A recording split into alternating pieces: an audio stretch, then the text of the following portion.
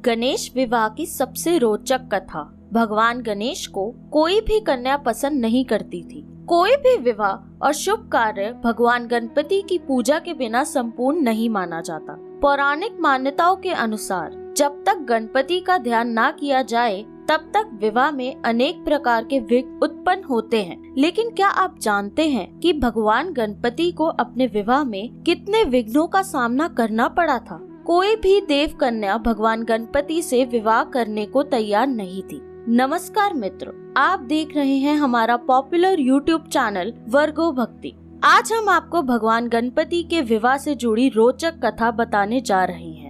इस कथा को सुनने से पूर्व आपसे प्रार्थना है कि यदि आपने अब तक हमारा YouTube चैनल सब्सक्राइब नहीं किया है तो अभी सब्सक्राइब कर ले और बेल आइकन का बटन दबाना ना भूले। तो चलिए मित्रों, शुरू करते हैं भगवान गणपति के विवाह की रोचक कथा। प्रत्येक मनुष्य के साथ साथ देवताओं का भी सपना होता है कि उनका विवाह सुंदर कन्या से हो। देवी देवताओं की तरह भगवान गणपति भी अपने विवाह को लेकर बहुत उत्सुक थे, लेकिन कोई भी कन्या उनसे विवाह नहीं करना चाहती थी। देवताओं का मानना था कि उनकी सुंदर देव कन्या भला ऐसे देवता से विवाह किस प्रकार कर सकती है जिसका शीश हाथी का हो और एक दांत टूटा हुआ हो। भगवान गणपति को भी इस बात का मलाल था कि उनका शीश देखकर कोई भी देव कन्या उनकी ओर आकर्षित नहीं होती। भगवान परशुराम से युद्ध के दौरान उनका एक दांत भी टूट गया था। विचित्र शरीर होने के कारण देवलोक की कोई भी कन्या गणेश जी से विवाह को तैयार नहीं होती थी। पौराणिक मान्यताओं के अनुसार गणपति को तुलसी ने श्राप दिया था कि तुम्हारा विवाह बहुत कठिनाइयों से होगा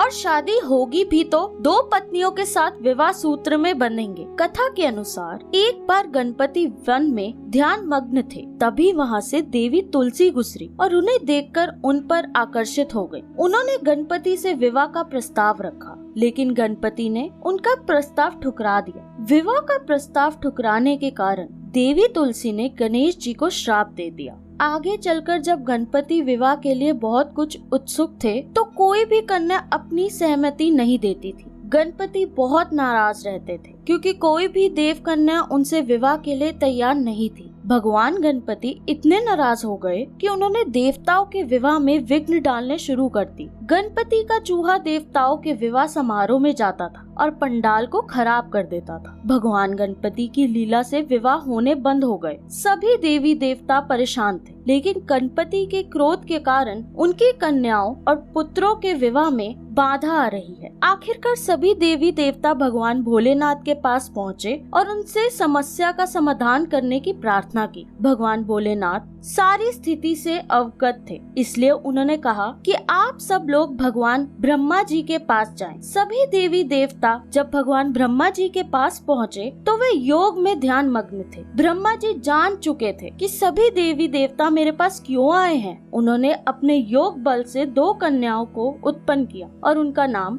रिद्धि सिद्धि रखा। इसके बाद ब्रह्मा जी दोनों कन्याओं को लेकर भगवान गणपति के पास पहुँचे और उनसे कहा कि मेरी मानस पुत्रियों को शिक्षा प्रदान करें। गणपति तैयार हो गए और ब्रह्मा जी की मानस पुत्रियों को शिक्षा देने लगे। इस दौरान जब भी गणेश जी का चूहा देवलोक के किसी विवाह की जानकारी लेकर आता था तो रिद्धि सिद्धि गणपति को बातों में उलझा देती। गणपति का ध्यान भटक जाता था, जिसके कारण वे देवी देवताओं के विवाह में बाधा डालनी भूल जाते। इस प्रकार जब देवलोक में बिना किसी बाधा के विवाह होने संपन्न हो गए, कुछ समय बाद गणेश जी को पता चला कि देवलोक में सभी विवाह बिना किसी बाधा के संपन्न होते जा रहे हैं। उन्हें बड़ा क्रोध आया कि उनसे कोई विवाह नहीं कर रहा और देवलोक में विवाह होते ही चले जा रहे हैं। जब गणेश जी बहुत अधिक क्रोधित हो गए तो ब्रह्मा जी अपनी दोनों मानस पुत्रियों रिद्धि और सिद्धि के साथ वहां प्रकट हुए। ब्रह्मा जी ने गणेश जी से प्रस्ताव रखा कि वे मेरी दोनों पुत्रियों से विवाह कर लें। ब्रह्मा जी की बात सुनकर गणेश जी का क्रोध शांत हो गया और उन्होंने प्रसन्नता पूर्वक इस विवाह प्रस्ताव को स्वीकार कर लिया। इसके बाद भगवान गणपति का धूमधाम से विवाह संपन्न हुआ। आगे चलकर रिद्धि और सिद्धि से उनके 2 पुत्र हुए, जिनका नामकरण शुभ और लाभ के रूप में हुआ।